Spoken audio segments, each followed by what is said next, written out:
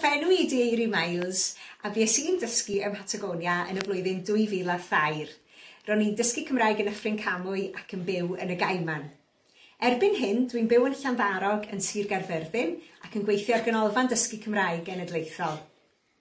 Helo, fy enw yw Gwyn, a fi yw mab Eiry a 2. 4 blynedd yn ôl, buon ni yn Patagonia a gweld yr holl rhyfeddodau yn y wladfa.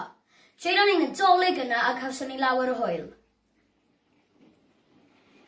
Helo, fy enw I ydy Cyfarchion merch Eiry a 2, a mae gen I frawd o'r enw Gwyn a 2 gath o'r enw Teddy.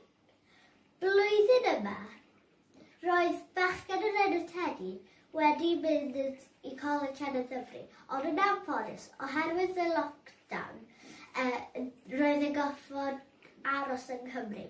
Felly daeth ei aros gyda ni. A cafon ni amser byth gofiadau a wnaethon ni lot o bethau hwyl ar y Teddy fel brawd mawr. Nadolig llawen a blwyddyn newydd dda I chi gyd. Hoffwn ni ddymuno Nadolig llawen iawn I Teddy, I Luned Gonzales, Angelica Evans, Romina, fy holl ffrindiau ym Patagonia, pawb fi oedd yn garedig iawn wrthon ni hefyd pan oedden ni draw 4 blynedd yn ôl.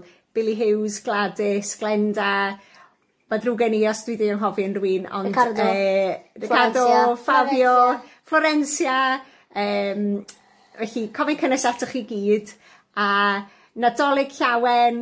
Nadolig llawen!